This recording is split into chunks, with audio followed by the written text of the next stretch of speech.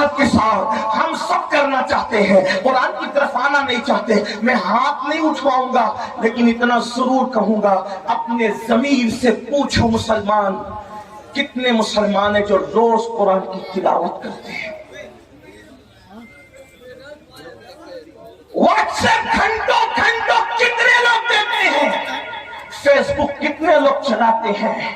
YouTube کتنے لوگ دیکھتے ہیں؟ اور قرآن کتنے لوگ صرف پڑھنے کی، بلکہ بیشتر مسلمان وہ ہیں جنہیں قرآن پڑھنا بھی نہیں آتا. جو قرآن نہیں پڑھنا جانتے وہ سن لیں. ہمارے بزرگوں سے ہم نے سنا، انہوں نے فرمایا جس نے دنیا میں قرآن پڑھنا نہیں سیکھا نا، وہ قیامت کے دن اندھا اٹھے گا. اندھا، جو دنیا میں اندھا پیدا ہو، دنیا کی کوئی چیز دیکھ پاتا ہے؟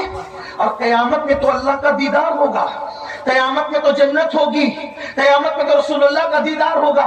اب آپ سے پوچھتا ہوں، اندھے اٹھو گے قرآن نہ پڑھنے پر تو کیا دیکھو گے؟ کیا مزے لوگے؟ قرآن مرنے سے پہلے پڑھنا سیکھ لو. علم سیکھنے کی کوئی عمر نہیں ہوتی. یہ علماء کا جو اتنا درد ہے نا، پڑھ لو پڑھ لو پڑھ لو، ٹائم نہیں ملتا. میں کہا کمپیوٹر سیکھنے کا ٹائم ملا، ڈاکٹر بننے کا ٹائم ملا، انجینئر بننے کا ٹائم ملا، وکیل بننے کا ٹائم ملا. واٹس ایپ سیکھا، بڈھے بڈھے واٹس ایپ چلا رہے. چلائیں، اچھی بات ہے، کوئی میں وہ نہیں کرتا، لیکن بڈھے وہ واٹس ایپ چلا رہے تو تنگ کیے ہوئے جن کے پاس نمبر ہے، ہر 2-4 منٹ پر کچھ نہ کچھ کرتے رہتے، کوئی کام ہی نہیں. وہ بڑے بوڑھے، معاف کرنا، بڑی عجیب بات ہو گئی ہے. نوجوان تو جہاں بیٹھے وہاں، بلکہ اب تو لوگ اسٹیج پر بھی موبائل سے نظریں نہیں ہٹاتے، وہ اس پہ گھسے ہی رہتے ہیں. حالانکہ فرمایا گیا جب رسول اللہ کی بات ہو رہی ہو تو اس بات کا احترام ایسے ہی کیا جائے جیسے اگر حضور ہمارے سامنے ظاہر میں موجود ہوتے تو حضور کا کتنا احترام کرتے. حضور کی باتوں کا بھی اتنا ہی احترام ہونا چاہیے. کیا موبائل موبائل موبائل کا نشہ کھڑی ہے اور لوگ ہنستے ہیں اصلاح کرنے پر. حضور کی باتیں ہو رہی ہے موبائل میں، موبائل لے کر کے کھڑے، موبائل لے کر کے بیٹھے. اللہ کے بندو، جب پتا ہے کہ بیان ریکارڈ ہو رہا ہے اس میں مل جائے گا، تم اپنا وقت ضائع کیوں کرے؟ تمہاری پوری توجہ موبائل پر ہے، تمہاری توجہ حضور کے فرامین پر کب ہے؟ محروم نہ بنو، آداب سیکھو، زندگی گزارنے کا طریقہ سیکھو. عرض کیا کر رہا تھا؟ غلط پروپیگنڈا ہونے دو، قرآن سیکھو، قرآن اپنی زندگی میں شامل کرو. اور فقیر کی بات لکھ کے رکھنا، قرآن جس دن مسلمان کی زندگی میں شامل ہو جائے اس دن ہمارے لیے انقلاب کا دن ہوگا، اس دن ہمارے لیے ترقی کا دن ہوگا. قرآن تھام لو، سیکھ لو. اور قرآن سیکھنے کے لیے کوئی اچھا عالم مل جائے، 3 مہینے سے زیادہ کا وقت نہیں لگتا. 3 مہینے میں قرآن پڑھنا سیکھو. اور اچھے سے اگر 5 پارے پڑھ لیے کسی اچھے عالم سے تو آگے کے 25 پارے آپ خود پڑھ سکتے ہو. اس لیے میری گزارش ہے، یہ رجب کا مہینہ چل رہا ہے، اتنے ہزاروں کے مجمع سے اگر آپ یہ کہتے نا کہ امیر القادری ہمارے پیر پکڑے گا تو ہم قرآن پڑھ لیں گے، تو اللہ کے سب کی قسم کھا کے کہتا ہوں، میں آپ کے پیر پکڑ کر کہتا کہ قرآن پڑھ لو. ڈاکٹر بنو، ٹیچر بنو، انجینئر بنو، سب بنو، لیکن پہلے قرآن کے قاری بنو، کیونکہ ساری ڈگریاں قبر کے باہر رہ جائے گی. جو ڈگری قبر کے اندر کام آئے گی وہ ایمان کی ڈگری ہوگی، جو ڈگری قبر تک جائے گی. بلکہ جو قرآن دنیا میں پڑھتا تھا اس کو قبر میں بھی تلاوت کا شرف نصیب ہوگا، قبر میں بھی وہ قرآن پڑھے گا. قرآن سے شوق پیدا کرو، قرآن سے ذوق پیدا کرو. اور جب قرآن پڑھنے لگو گے تو میری بات پر آپ کو یقین آئے گا. آج نہیں آتا، آپ کو قرآن کے بغیر اچھا ہی نہیں لگے گا. قرآن آپ کو بڑا خوبصورت، اللہ کا کلام ہے میرے بھائی. اللہ کا کلام کیا چیز، اللہ کا کلام، اللہ کا کلام ہے. یہ بات کہہ دوں، خدا سے اچھا کوئی نہیں، اس کے کلام سے اچھا کسی کا کلام. اپنے بچوں کو بھی پڑھاؤ. جو صرف اپنے بچے کو دیکھ کے ناظرہ قرآن پڑھا دیتا ہے، اللہ اس کے اگلے پچھلے گناہ معاف کر دیتا ہے. لیکن خالہ اماں سے نہیں پڑھانا، ایرے گہرے سے نہیں پڑھانا. جو بہترین قاری مخرج کے ساتھ صحیح پڑھا سکتا ہو اس کو پڑھانا. کیونکہ ٹیوشن اور کوچنگ کے لیے تم ہزاروں روپے خرچ کرتے ہو، تو قرآن پڑھانے کے لیے اگر لاکھوں کرنا پڑے تو لاکھوں خرچ کرو. میں ان مدارس کو سلام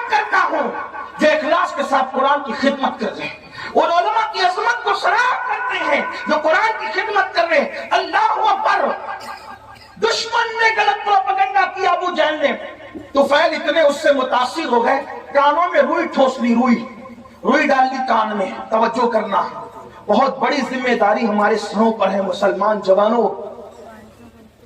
کانوں میں روئی ڈال لی اس نے، طفیل نے، اور اس کے بعد سوچا کہ حضور کی آواز میرے کان میں نہیں آنا چاہیے، میں ملوں گا بھی نہیں، ان کی بات سنوں گا بھی نہیں. کہتے ہیں طفیل آخری رات آ گئی، اب مجھے چونکہ میں مکہ تجارت کے لیے آیا تھا، آخری رات آ گئی، مجھے مکے سے جانا کہاں تھا؟ اپنے وطن. میں نے سوچا محمد عربی تو گھر میں سو رہے ہوں گے، چلو چل کر آدھی رات کے بعد کعبے کا طواف کر لیتے ہوئے. کعبے کا طواف اور حج وغیرہ اسلام سے پہلے بھی لوگ جو مسلمان نہیں تھے مکے والے وہ بھی کرتے تھے، آس پاس والے بھی کرتے تھے. تو میں کعبے کا طواف کر لوں. تو طواف کعبہ کے لیے جب میں نے مطاف پہ قدم رکھا تو طفیل کہتے ہیں، اب میں اس کو اپنے الفاظ کے جامع بطور مفہوم پیش کرنے لگا ہوں. طفیل کہتے ہیں کہ چاندنی رات تھی، چاند کی دودیا روشنی، میں اپنے الفاظ کے جامع بطور مفہوم پیش کروں. چاند کی دودیا روشنی مطاف کی زمین کو مزین کر رہی تھی اور غلاف کعبہ سے چھن چھن کر انوار و تجلیات نکل کر قلوب و اذہان کو منور کر رہے تھے. ایسے میں ایک دلکش سی آواز، ایک سریلی سی آواز، اس آواز کا کیا کہنا جسے لہن داؤدی بھی رشک کی نگاہ سے دیکھے.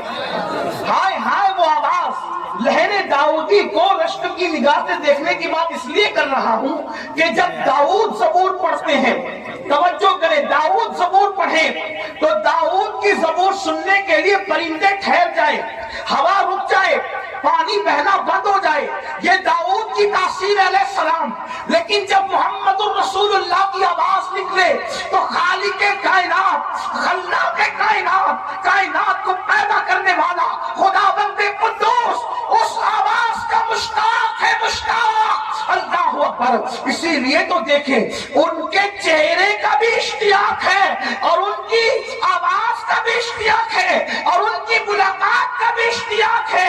اسی لیے تو قرآن میں جگہ جگہ ہے، قل یا ایھا الکافرون قل هو اللہ احد قل ان کنتم تحبون اللہ. اللہ اکبر، اللہ اللہ. جگہ جگہ قل کیوں ہے؟ یعنی محبوب آپ فرما دے، محبوب آپ فرما دے، محبوب آپ فرما دے. یا اللہ پاک کلام تیرا ہے اور تو کہتا ہے آپ فرما دے، یہ آپ سے کیوں سننا چاہتا ہے تو استاد زمان بڑے خوبصورت لب و لہجے میں اس کی عقدہ کشائی کرتے ہیں اور کہتے ہیں قل کہہ کے اپنی بات بھی، قل کہہ کے اپنی بات بھی لب سے تیرے سنی. اللہ کو ہے اتنی تیری گفتگو پسند، اللہ کو ہے اتنی تیری گفتگو پسند. تو فیل کہتے ہیں خوبصورت سی آواز میرے کانوں میں آ گئی. میں نے سوچا آواز اتنی خوبصورت ہے تو آواز والا کتنا خوبصورت ہوگا، آواز والے کا انداز کیا ہوگا. آواز خوبصورت، کلام خوبصورت، اس کا چہرہ بھی تو دیکھیں. تو فیل کہتے ہیں میں بے کام ہو گیا، میں بے قرار ہو گیا، اپنے آپ پہ قابو نہ رکھ سکا اور میں دوڑ کر کے گیا تو میں نے کیا دیکھا کہ حضور ہی تھے جو نماز میں تلاوت کر رہے تھے اور میرے کان اس طرف متوجہ ہو گئے. میں نے سوچا یہ شاعری بھی نہیں، یعنی نظم بھی نہیں، یہ نثر بھی نہیں، نہ نظم ہے نہ نثر ہے. اس لیے کہ اللہ اکبر، نظم کہیں تو کیسے کہیں، نثر کہیں تو کیسے کہیں. وہ سخن ہے جس میں سخن نہ ہو، وہ بیان ہے جس کا بیان نہیں. جب بندے کے کلام کی یہ شان ہے تو اس کے بنانے والے خدا کی شان کا عالم کیا ہوگا. آپ دیکھتے چلے جائیں، اس کا کوئی جواب ہے.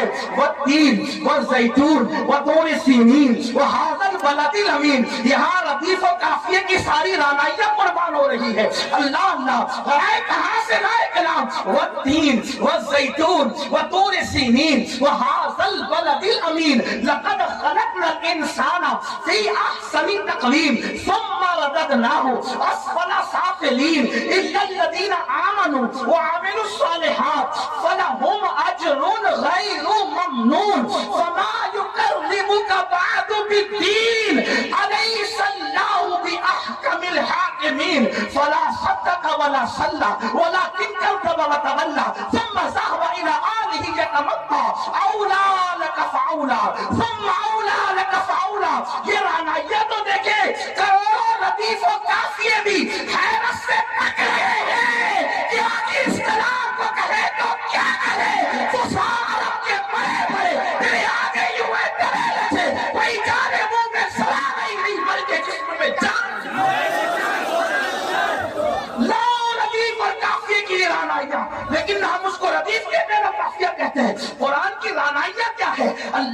اکبر. بہرحال اللہ اللہ اختصار دیکھیں تو یہاں تک انا اعطیناک الکوثر فصل لربک وانحر ان شانئک هو الابتر. اختصار کی انتہا ہے. والعصر ان الانسان لفی خسر الا الذین آمنوا وعملوا الصالحات وتواصوا بالحق وتواصوا بالصبر. اللہ اللہ. اور معنی کا حال یہ توجہ کرے کسی کے کلام میں اتنے معنی نہیں. توجہ ہے آپ کی. جس کے رب کے کلام میں مانا. قرآن کا نزول بند ہو گیا. قرآن کا نزول بند ہو گیا. معنی کا نزول آج بھی غلاموں کے دل پہ ہو رہا ہے. ایسے ایسے معنی. زندہ کلام ہے. زندہ کلام ہے جو قیوم کا. ایک مرتبہ سنا دوں آپ کو. والعصر ان الانسان لفی خسر. لوگ معنی ڈھونڈتے ڈھونڈتے تھکے. الگ الگ معنی روز میں معنی. کوئی بن کے تو دیکھیے اس در کا غلام. ایک بار حضرت ابی بن کعب نے تلاوت کی والعصر ان الانسان لفی خسر الا الذین آمنوا وعملوا الصالحات وتواصوا بالحق وتواصوا بالصبر. پوچھا کہ اس کا مطلب کیا ہے؟ مطلب تو بہت تھے. اس دن بیان یہ کیا والعصر زمانہ مراد محبوب کا زمانہ ہے. والعصر عصر عصر اس سے نماز عصر بھی ہے وقت عصر بھی ہے. لیکن میرے امام نے اس کا ترجمہ کہیں تفسیر کا اتنے مجموعہ نچوڑ کر یہ لیا زمانے محبوب کی قسم. والعصر کا مطلب محبوب تیرے زمانے کی قسم. کیوں؟ اس لیے کہ سارے زمانوں سے بہتر زمانہ محبوب تمہارا زمانہ. خیر القرون کرنی خیر القرون کرنی. آقا فرماتے خیر القرون کرنی. سب سے بہتر زمانہ میرا زمانہ ہے. تو لوگوں نے کہا کرنی سے کیا مراد؟ مطلب میرے زمانے سے کیا مراد؟ توجہ آپ کی. عاشق کسی طرح کی باتیں کرتے ہیں. کرنی سے کیا مراد؟ کرنی سے کیا مراد؟ وہ حضور کا وصال ہو گیا زمانہ ختم کا نہیں. جب تک خلافت راشدہ قائم رہی حضور کا ظاہری زمانہ موجود رہا. کیونکہ حضور نے عصری نہیں ورنہ بلکہ قرنی فرمایا. کیونکہ عصری کہتے تو بھی کام ہو جاتا. قرنی کیوں فرمایا؟ قرنی قرنی قرنی جس میں قاف ہے را ہے نون ہے یا ہے. مطلب اس میں بھی 4 حروف ہیں.